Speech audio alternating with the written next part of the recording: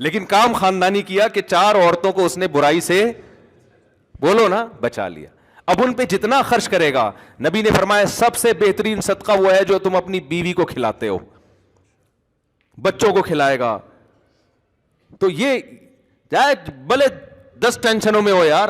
امام احمد بن حنبل کہتے ہیں وہ آدمی جو نکاح نہیں کرتا, بچے نہیں ہیں, اور اللہ اللہ کر رہا ہے بیٹھ کے سکون قلب کے ساتھ, 2 رکعت کی نیت مانتا ہے, انتہائی خشوع و خضوع. امام احمد بن حنبل کے الفاظ کو میں اپنے الفاظ میں بیان کر رہا ہوں کیونکہ ٹینشن ہی نہیں ہے.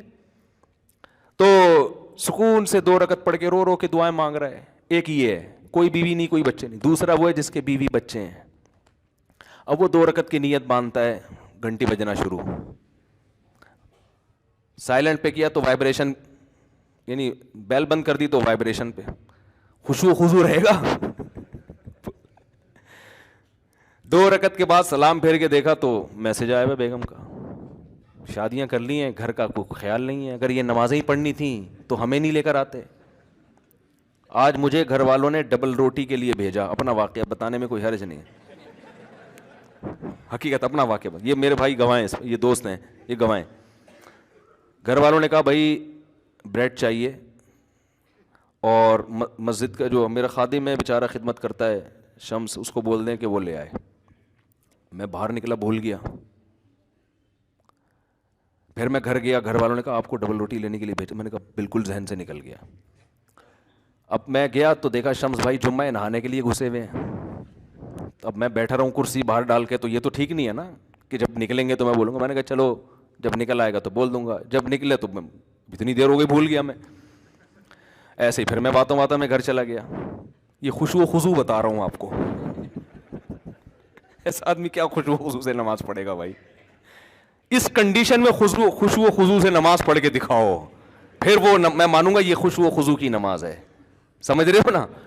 دوبارہ جب میں گھر گیا, تیسری دفعہ ہو گیا اب یہ نا, گھر والوں نے کہا میں نے ناشتہ کرنا ہی نہیں ہے, جاؤ ایسی کی تیسی. میں ایک دم اس میں آیا نا, میں نے کہا یہ تو یار میرے ساتھ بھی ایسا ہوتا تو ہمارے بھی. میں آیا, چوتھی دفعہ نیچے آیا. جیسے ہی نیچے آیا تو یہ آپ کہاں سے تشریف لائے ہیں؟ ثوابی سے ہی بھائی آئے ہیں. ارے مفتی صاحب, وہاں سے ایک صاحب, ارے وہ جب آئے نا قریب میں بھول گیا.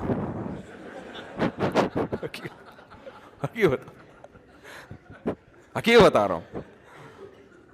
میں آیا اپنے دفتر میں بیٹھا, لیپ ٹاپ پہ کچھ کام تھا. اب میں سوچ بھی رہا ہوں یار ہوا کیا ہے میرے ساتھ, یہاں تک کہ 1 بجا ہے, اور جب میں نے فون دیکھا تو گھر والوں کا فون آ رہا تھا. بس جو میری کنڈیشن ہے وہ ان کو پتا ہے. میں نے کہا میں تو فون اٹھانے کا میرے اندر حوصلہ نہیں ہے. میں نے کہا آپ ڈبل روٹی لے جاؤ, گھر کے دروازے پر رکھ کر دھاڑ دھاڑ دھڑ دروازہ بجا دو. اور میں نے یہ سوچا کہ اب ٹوپی کے علاوہ میرے پاس کوئی کام ہے نہیں, اب ٹوپی کیا کرائیں گے, یہ مجبوری ہے بھائی. اب میں صاف صاف تھوڑی کہہ سکتا ہوں بھول گیا. بھائی ایسے کیسے بھول گیا یار؟